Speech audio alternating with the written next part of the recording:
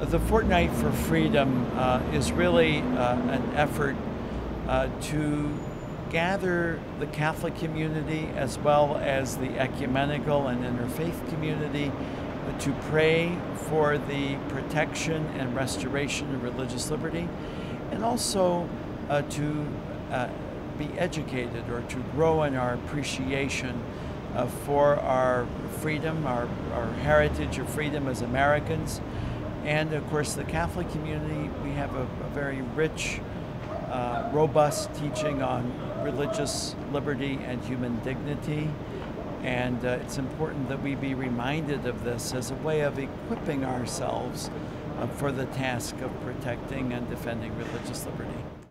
We should all be vigilant about the encroachment on religious liberty. I agree with the conservatives on that point. However, I think we have a disagreement about where that line gets crossed.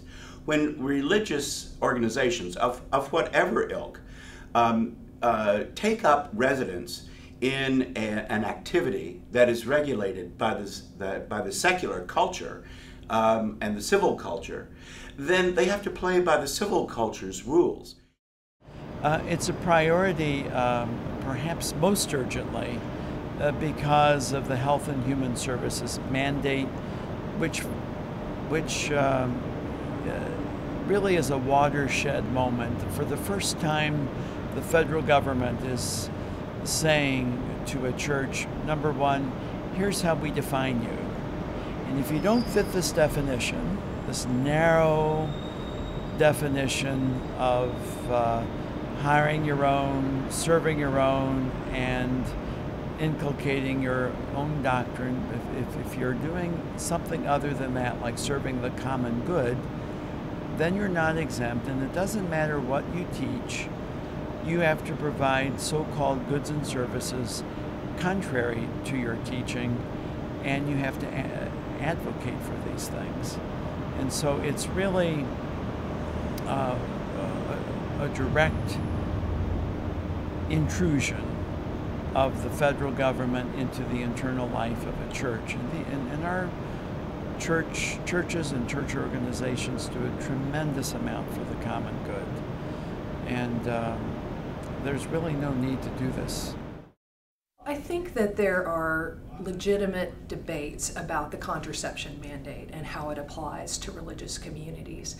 What I think is not correct is the assessment that the nation is undergoing a crisis in terms of religious liberty, or that the federal government is seeking to choke or strangle churches.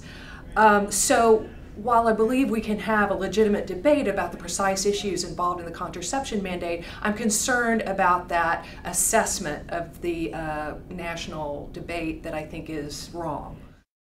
The big issue that people have to really start thinking about is the difference between the principle of religious liberty and other policy objectives. The administration has said, well, we like religious liberty, but we also are concerned about reproductive health. Okay,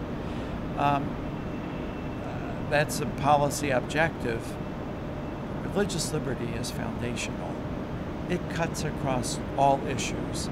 It is applicable all the time, and it is larger than any policy objective. What's happening is these are not apples to apples. As a faith-based organization, the National Council of Jewish Women talks about public policy and promotes our point of view on public policy, just as the bishops do.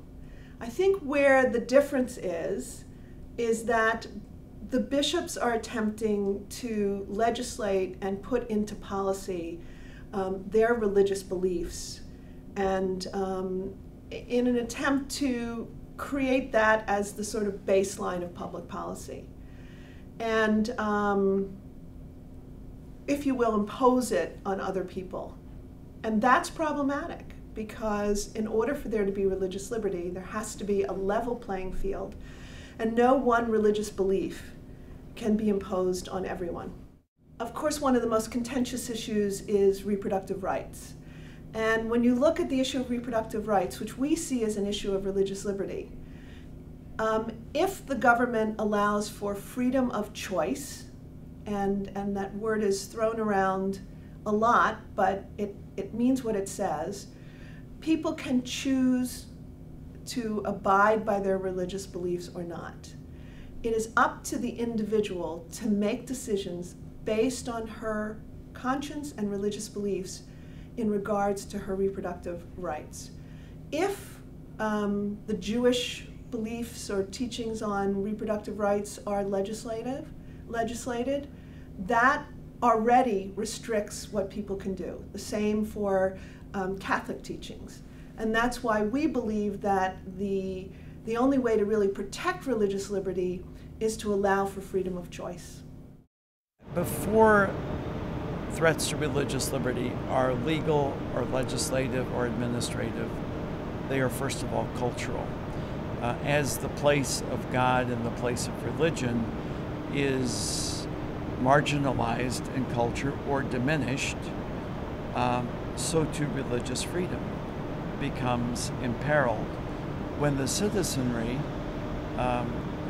is conscious of the presence and importance of God in their life and seek to have a relationship with God, then they are more inclined to be alert to challenges that would limit not only their having that relationship, but the implications of that relationship, which most often issue forth in service to others and the creation and support of institutions that do this.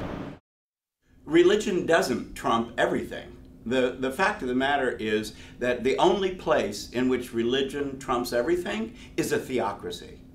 And if you push these arguments far enough, then I think what you wind up with is a theocracy. And of course, the big question there is whose theology gets put into law.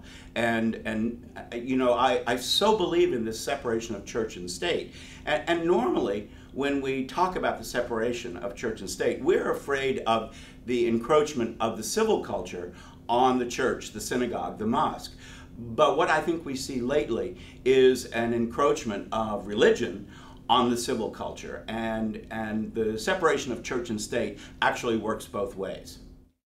The Catholic bishops were strong advocates for universal access to health care, but we said long before this election cycle, wait a minute, be sure you build in adequate conscience protection and protection for religious bodies such as our church institutions. Fortunately, it didn't happen. And then we thought we'd have another bite at the apple because the administration assured us that such protection would be forthcoming.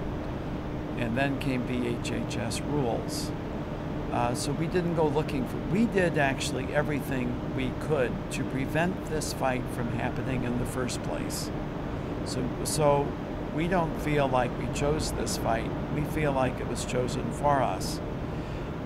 Just because it was chosen for us in an election year doesn't mean we're going to be silent. When people have First Amendment problems, they should not hesitate to talk about them. Everybody should feel free to talk about them, whatever season it is. When we do discuss these issues in the season of an election, I think as religious leaders, we have to take particular care to recognize that people in the pews come from many different political persuasions, and we need to be respectful about those different political persuasions and focus on the issue without assuming that one party is all right on these issues and the other party is all wrong on these issues.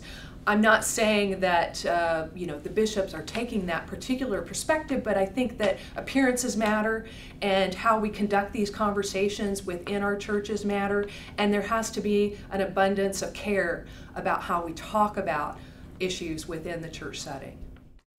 I'm all for discussions about religious liberty. I think it is completely fair game to talk about religious liberty in the context of the contraception mandate and what that means.